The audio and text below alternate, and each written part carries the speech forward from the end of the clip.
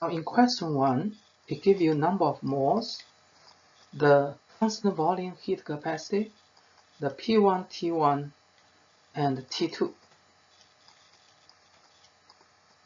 Ask you to calculate the P2. So this is about the gas law, and combine the gas law in which the volume is constant. That says constant volume. So P2 can be calculated to be 143 kilopascal. To calculate delta U, we notice that constant volume process, work is 0, delta U equals Q. And Q is constant volume heat capacity times delta T. Now, constant volume heat capacity here given is 5 divided by 2R. That's 2.5 R.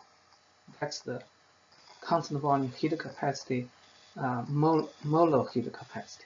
You must times number of moles, which is this one. Okay, so remember, CV is N times CVN. And the answer is 3.28 times 10 to the third power joule. So this is about constant volume process, in which work is 0, delta U equals Q, which equals CV delta T. So in this question, it gives you a number of moles, 1 mole, and external pressure is the pressure of the gas phase, which is 200 times 10 to the third power Pascal. This indicates the pressure is constant. It gives you a number that means it's a constant pressure. And temperature change from T1 to T2. And constant volume heat capacity is given. Calculate QW delta U delta H. So the second question is about constant pressure. To calculate heat, we must use constant pressure heat capacity. Okay? If it's a constant volume, you use CVM, constant pressure CPM. But we don't have a CPM, we have a CVM. And we know that the CP is greater than CV by gas constant. So we use R plus 3 over 2R. That gives you, all right, so CV plus R, CVM plus R, that is 5.2. Okay, 3 over 2 plus 1, that gives you 5 over 2 times R times delta T. Now delta T must be T2 minus T1. T2, 25 degree, that's 298 Kelvin. T1, 100 degree, 373 Kelvin. Okay, and the answer is negative 1558.55 joule. Okay, that's the heat. So, constant pressure work, the equation is negative pressure times volume change. Okay, so you use negative pressure times volume. Volume change is V2 minus V1. Okay, now because the pressure is constant, that means this pressure equals P2 and P1. So you can write as negative P2 V2 minus P1 V1, because it's constant pressure. So these two are the same. And therefore, you use gas law. N R T2 minus N R T1. All right, and then that equals N R delta T, T2 minus T1, and that gives you this equation.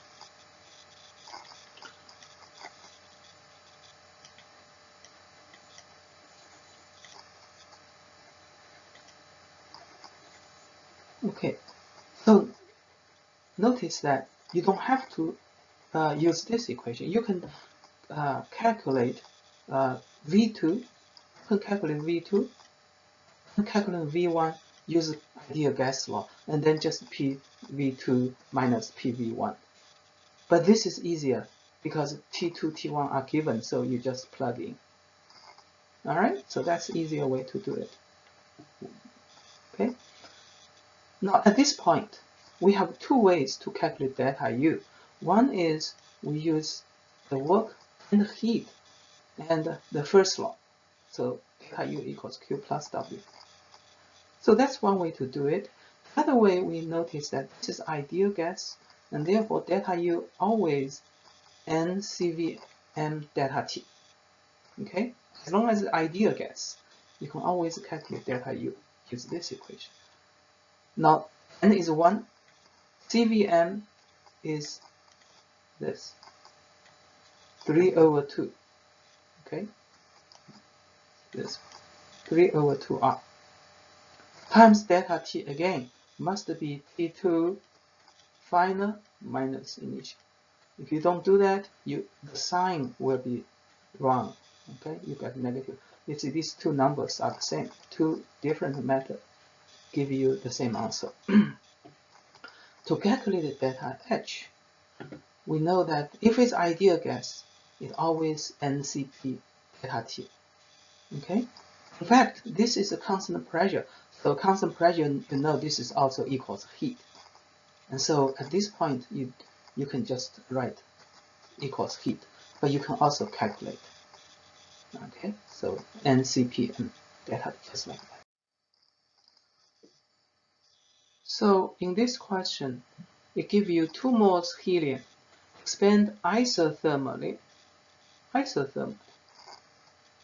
at temperature 22, and volume change from 22.8, that's V1, and 31.7, that's V2.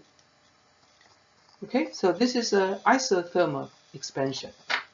It asks you to calculate the Q, W, delta U, delta H. If the process is A, reversibly, B, constant external pressure, and C, free expansion. So all 3 processes, they are all constant temperature expansion. So we can list a table like this. So 3 processes, we want to calculate the Q, W, delta U, delta H. Now, if for us, if the question does not say non-ideal, we can assume the gas is ideal gas. And if it's ideal gas, then the delta U and delta H can be both calculated. Delta U always CV delta T. And the delta H always CP delta T. Okay, that's the general equation. Because temperature is constant, so both are zeros. Okay, no matter how you go, they are state function, delta U, delta H. All right, they are always zero if temperature is constant. Now, QW are not a state function, so they depend on path. If it's a reversible isothermal, then W is this equation. Okay, reversible isothermal. That's how you calculate work. So negative N R T. Okay, nRT. Ln final divided by initial. So final is 31, initial is 22. Okay, don't forget about negative sign. And the answer is negative 1.62 times 10 to the third. Alright, so how do you calculate Q for isothermal reversible? Well, we already know delta U, we know that W, and so first law says delta U equals Q plus W. So Q is the opposite of W, which is positive. Alright, for the second process, it's a constant external pressure. What is the pressure? It says the pressure equal to the final pressure of the gas. So you need to calculate the final pressure of the gas. And the final volume is given 31. Temperature is known. Number of moles is known. So you can use ideal gas law. to calculate, so ideal gas law, nRT, that's the final state, which is the final pressure, which is the pressure of the external pressure. Okay, plug in number of moles, gas constant, final temperature, and final volume, and that gives you 1.55. So because it's constant pressure, work is calculated by negative pressure times volume change. Okay, don't forget negative sign again, and the answer is negative 1.38 times 10 to the third power. And then use first law, Q will be negative W because delta U again is 0. Okay, and that gives you the answers of this. Free expansion means it doesn't do work, so work is 0, and delta U is 0, so Q is 0.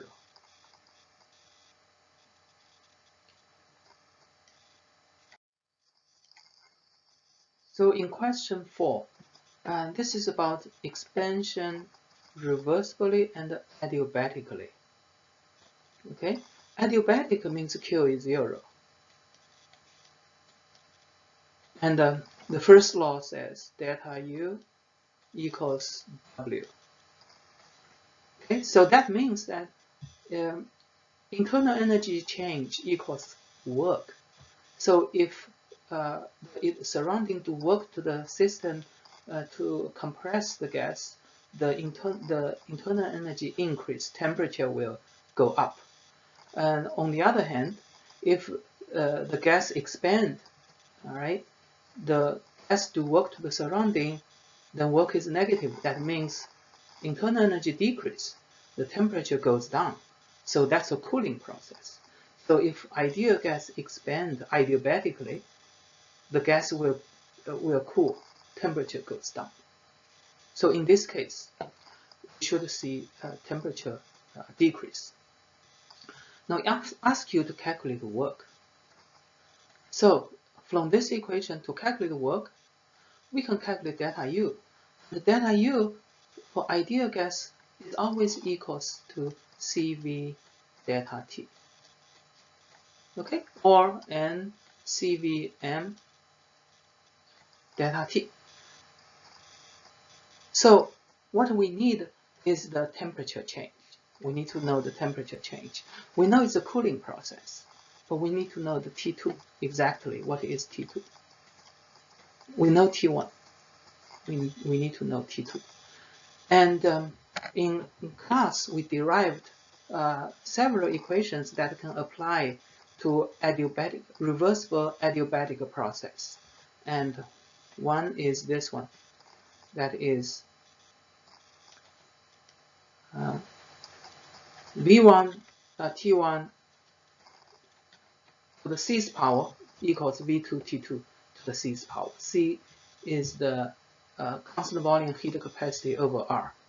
Okay. The other equation is pressure volume to the gamma's power equals, so 1, 1, 2, 2 to the gamma's power. And gamma is the ratio of heat capacity, constant volume, to the constant pressure heat capacity to the constant volume heat capacity. We'll see that in the next question. So in this question, we use the first equation because we want to calculate temperature, T2. Okay, so first calculate the C. So C is the constant volume heat capacity. Now what is given is the constant pressure heat capacity, so you use the constant pressure minus R. That gives you CVM divided by R. Okay, that gives you C. And then plug in the equation. You calculate T2. So as we expected, the temperature goes down 179 Kelvin from 27 Celsius. 27 Celsius is about 300 Kelvin, 107. So that's a cooling because it's expansion. It do work to the surrounding and it consumes internal energy. All right. So now we are ready to calculate work. Work is the delta U, which equals NCV and delta T. All right, and delta T is final minus initial, and so final is 179, and the initial is 300 Kelvin. Okay, and that gives you negative 194. Negative means to work to the surrounding, which is consistent what we expected. Okay. Question number 5 is also about reversible adiabatic process. But here it asks you to calculate the final pressure first. To calculate pressure, we know we have several equations, and the one we used last one is about temperature volume.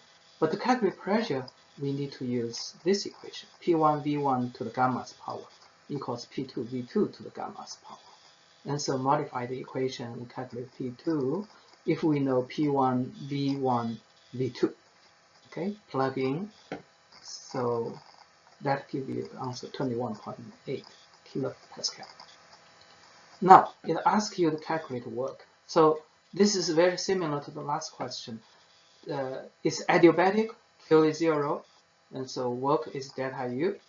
Okay, work is delta U, which can be calculated by NCV and delta T. So to calculate delta T, we use ideal gas law. So use P2V2 divided by NR, that is T2. And then P1V1 divided by NR, that's T1. Okay, so you can just plug in everything, you can calculate the number plug in and then go back to here. Or you just plug in the equation. So just plug in the equation instead of calculate separately. You plug in this equation and then plug everything here and give you the answer.